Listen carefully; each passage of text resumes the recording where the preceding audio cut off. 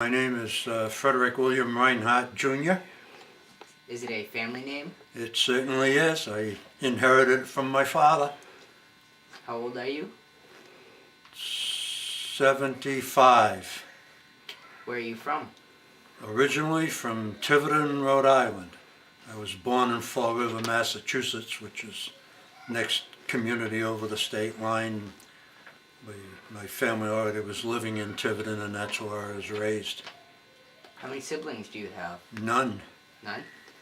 Where are your ancestors from? My mother, whose maiden name was Connaughton, is Irish, of Irish descent. Both of her parents came to Fall River from Ireland. And my father is of German descent, and both of his parents came from Frankfurt am Main in Germany. Do you know why they came to America? I think in both cases it was to seek employment and I think in the case of my grandparents, to escape the political situation in Germany. What music did you listen to when you were a teenager?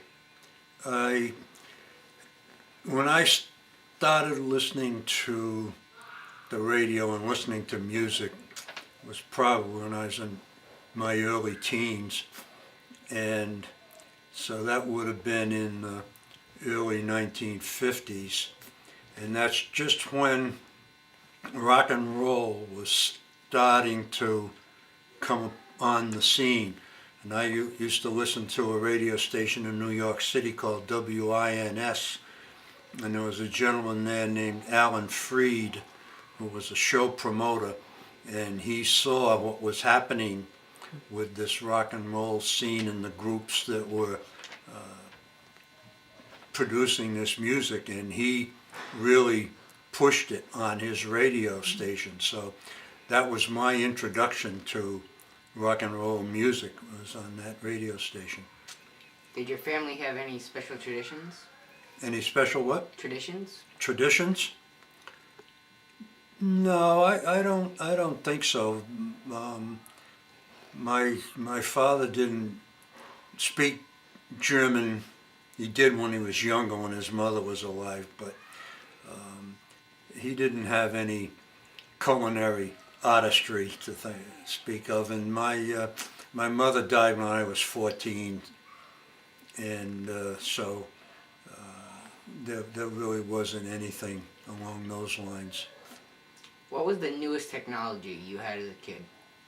Oh, obviously television, no question about it. And I think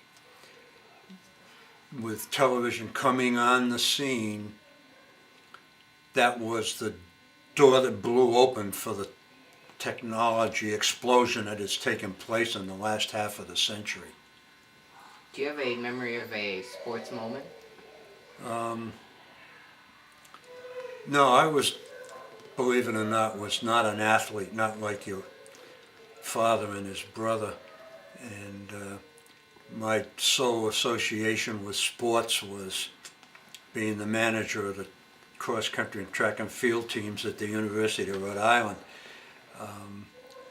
But I remember being in Fenway Park when Ted Williams was closing out his career, and he hit a solo home run in the alley out there in right field, and that was quite a sight.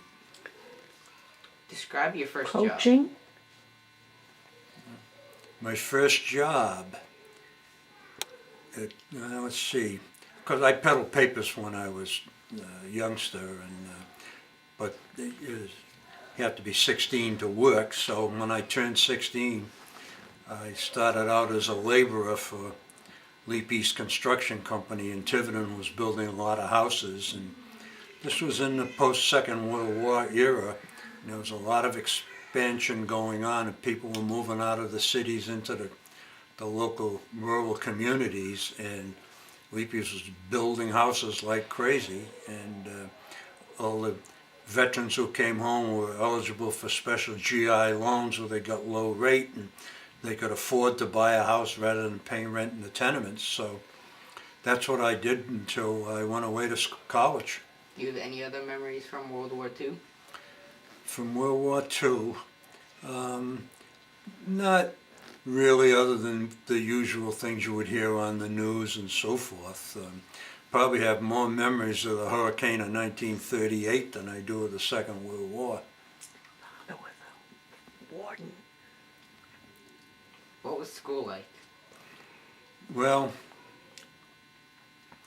in Tiverton, where I went to grammar school, I had to take the bus, and town did not own its own fleet of school buses, as most towns do now, and so they would charter the local bus company, Massey Bus Company, that ran buses from Fall River down to Tiverton and Portsmouth and Little Compton.